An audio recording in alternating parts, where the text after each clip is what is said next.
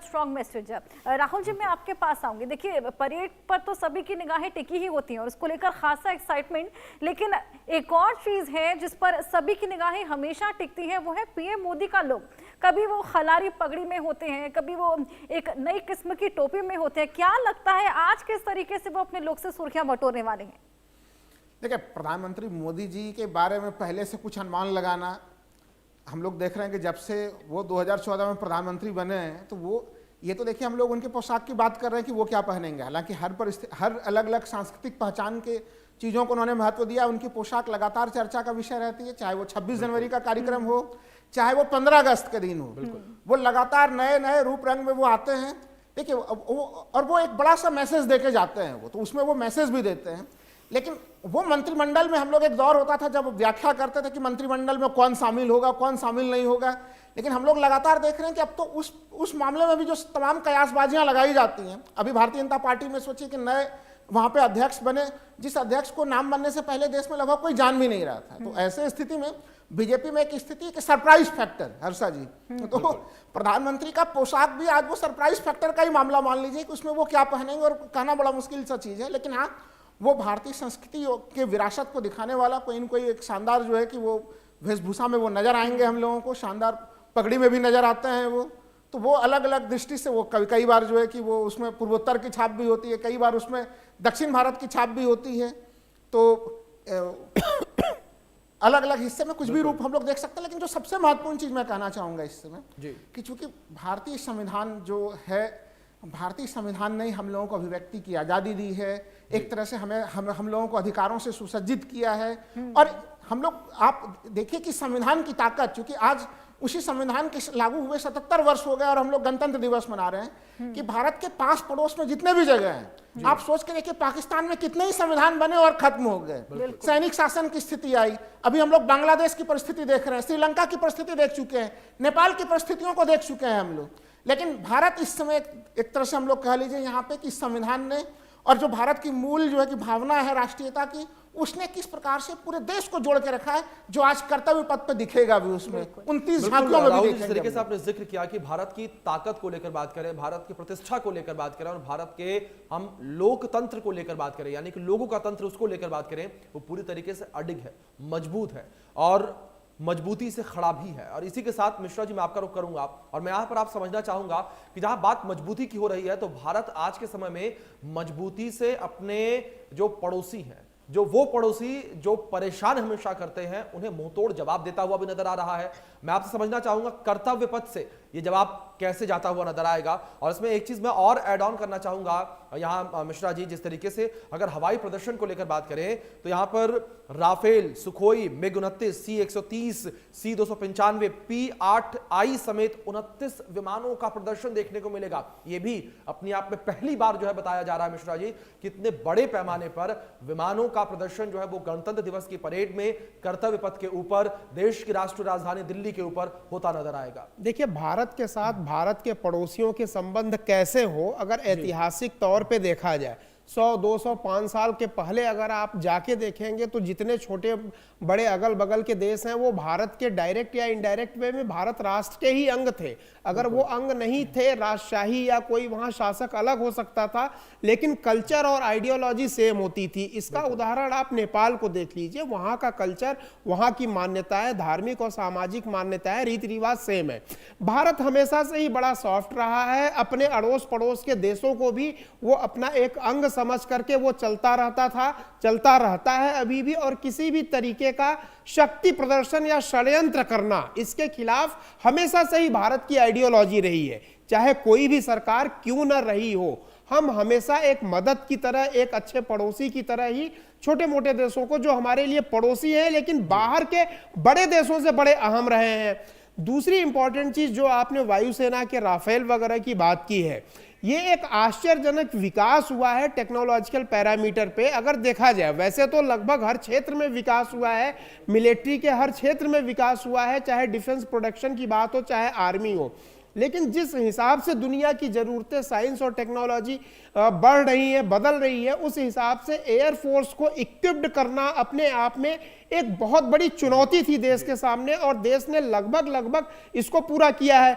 आप ये देखिए कि राफेल हमारे साथ आ रहे हैं, अपग्रेडेशन हो रहे हैं हवाई जहाज के साथ, इवन साइबर वार जैसा आधुनिक क्षेत्र, वार फील्ड, एक वार जोन जिसको होता तो जो कि काल्पनिक ही है, कोई आपको फिजिकल वो दिखता नहीं है किसी को, वो वार फील्ड। अभी आप ये देखिए कि ये वेनेजुएला के ऊपर जब अटैक किया गया था तो ये बताया गया, ऐसी खबरें आई कि उनके सारे इलेक्ट्रॉनिक सिस्टम को, उनके सारे इलेक्ट्रिक पावर सप्लाई के सिस्टम को जो है पहले से ही ध्वस्त कर दिया गया, रोक दिया गया। ये सारी की सारी चीजें साइबर वारफेयर के कैटेगरी में आती हैं।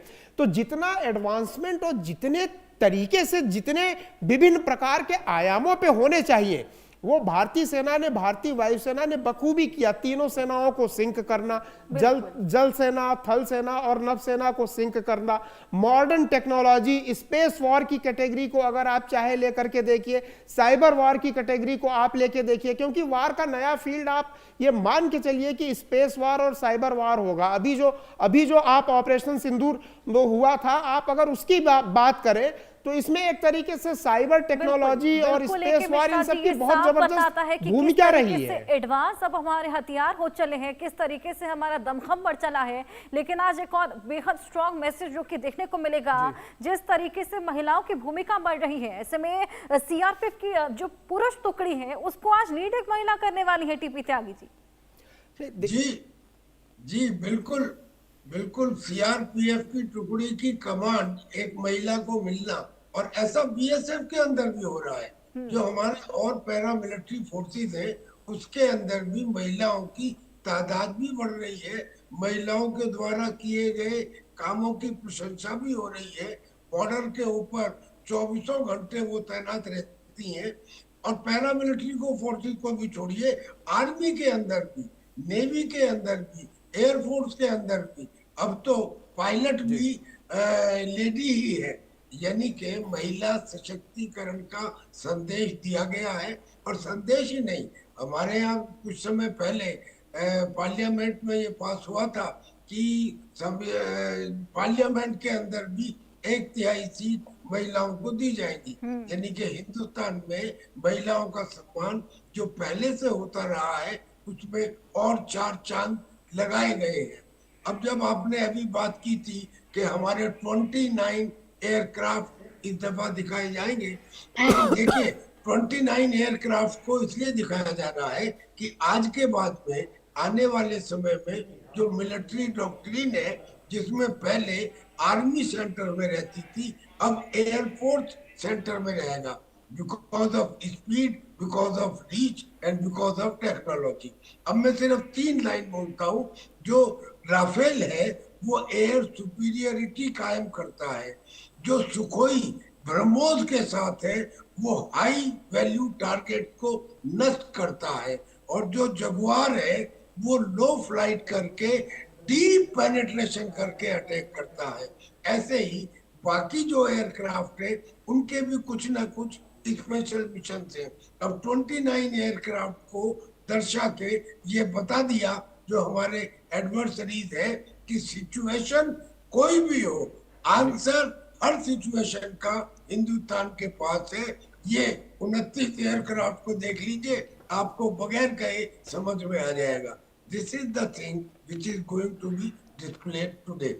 और आप बिल्कुल सही कह रही है, इस साल का जो 26 जनवरी है वो पहले गणतंत्र दिवसों से अलग है, स्पेशल है, मोर इफेक्टिव है, और पूरी दुनिया को एक ऐसा संदेश देने वाला है, क्योंकि इसमें ऑपरेशन सिंदूर की भी एक पूरी की पूरी झांकी है, जिसमें रियल टाइम इंफॉर्मेशन दी गई है। दुनिया में आज तक ऐसा कभी नहीं हुआ जैसा हमने करके दिखाया कि लद्दाख से लेके सर क्रीक तक ऐसा एयर डिफेंस का वॉल खड़ी करी कि कोई एनिमी टारगेट, एरियल टारगेट उसे भेज नहीं पाया। S-400 से लेके एंटी एयरक्राफ्ट गन तक छोटे बड़े सभी टारगेट को हमने उसमें ध्वस्त किया। Now this capability is unparalleled. आज तक किसी भी युद्ध में इस तरह का एयर डिफेंस सिस्टम की वॉर आज तक हमको दिखाई नहीं दी। Back to बिल्कुल you. बिल्कुल बिल्कुल सर। राहुल जी मैं आपका रुख करूंगा। राहुल जी दूसरी ओर अगर हम बात यहाँ पर दर्शक दीर्घा को लेकर करें तो दर्शक दीर्घा से भी एक बड़ा खास संदेश जो है निकलता हुआ नजर आ रहा है, क्योंकि जब ऑडियंस बैठती थी तो पहले उसे गैलरी 1, गैलरी 2, गैलरी 3 के नाम पर जो है जाना जाता था, लेकिन अब राहुल जी बड़ी कह सकते हैं कि गर्व की बात यह है कि जो भी गैलरीज ये बनाई गई हैं उन्हें भारत की नदियों के नाम पर रखा गया है। गंगा, जमुना, सरस्वती, इस तरीके से गोदावरी, नर्मदा जैसी नदियों के नाम पर इसे रखा गया। क्या ये भी भारत की अखंडता की पहचान है, एक संदेश है? और दूसरी ओर क्या पाकिस्तान को भी इससे संदेश, क्योंकि नदियों को लेकर पाकिस्तान भी भारत को लगातार जो है आंख दिखाने की कोशिश करता रहा है।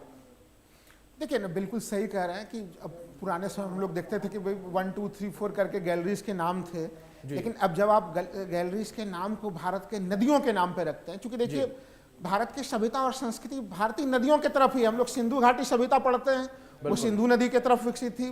फिर सोचे कि पूरे के पूरे जो है कि अभी हम लोग गंगा को कितना महत्व देते हैं, वो हमारे धार्मिक आस्था का केंद्र तो है ही, लेकिन हमारे पूरे सभ्यता संस्कृति के विकास में कितना योगदान है। यमुना का, जब हम लोग कृष्णा कावेरी नदियों की बातचीत करते हैं, जब अभी हम लोग झंडोत्तोलन पूरे देश भर में होंगे, जब राष्ट्रगान होगा, सोचिए उसमें भी कई नदियों के नाम प्रयोग होंगे। तो नदियां जो है वो केवल नदियां नहीं है, वो भारत में जीवन रेखा के रूप में है वो, और अलग अलग सभ्यता संस्कृति का विकास करने वाले तत्व के रूप में। तो इसलिए लोग जो है कि नई पीढ़ी, नए लोग पूरे अच्छे से जो है कि चाहे वो कन्याकुमारी में रहने वाला व्यक्ति हो तो वो पूर्वोत्तर से जुड़ सके, पूर्वोत्तर का व्यक्ति जो है वो गुजरात से जुड़ सके, गुजरात का व्यक्ति वो कश्मीर से लेकर कन्याकुमारी पूरे देश के लोगों से जुड़ सके। पूरे देश के भौगोलिक विविधताएं हैं और उस भौगोलिक विविधता के बीच में हम हर हिस्से से संबद्ध हो सके, उसका संदेश है वो। और मैं बार बार हम लोग सभी लोग कह रहे हैं कि गणतंत्र दिवस का जो परेड है, जो कर्तव्य पथ पे वो परेड हो रहा है, जो 30 झांकी भी देखेंगे, उसका भी मूल मर्म यही होना है कि विविधता के बीच में एकता की स्थिति कैसे बनती है भारत में। इतने सारे डायवर्सिटी के बीच में भी यहाँ पे कोई टकराहट की स्थिति नजर नहीं आती है। हम लोग एक विमर्शी लोकतंत्र, जो भारतीय संविधान है उसको हम लोग कहते हैं कि डेलिब्रेट डेमोक्रेसी, एक विमर्श की स्थिति, कि विमर्शी लोकतंत्र वाले जगह में खूब चर्चा होती है। हमारे पुराने परंपरा में भी जो है कि जब शंकराचार्य थे उस जमाने में भी जो है कि शास्त्रार्थ हुआ करते थे अभिषेक जी, अभी भी हम लोग देखते हैं कि खूब चर्चाएं होती हैं, उसमें खूब भयंकर असहमतियां होती हैं, लेकिन जब देश कोई एक निर्णय लेता है तो उस निर्णय के साथ मूलतः पूरा देश एकजुट हो जाता है। ऑपरेशन सिंदूर के समय में हम लोगों ने देखा कि चाहे सत्ता पक्ष हो चाहे विपक्ष हो, बिल्कुल वो पूरा देश जो है कि उस ऑपरेशन सिंदूर राहुल के जी, पीछे जिस तरीके खड़ा से था। आपने जिक्र किया, जाहिर तौर पर भारत की अखंडता जो है उसका परिचय यहां से देखने को मिलेगा। इस बीच आप तीनों मेहमानों से मैं रिक्वेस्ट करूंगा कि प्लीज आप तीनों मेरे साथ बने रहें, केवल 5 सेकंड के ब्रेक के बाद लौटेंगे हम। बड़ी खबर के सह प्रायोजक हैं असली मसाले सच सच, MDH।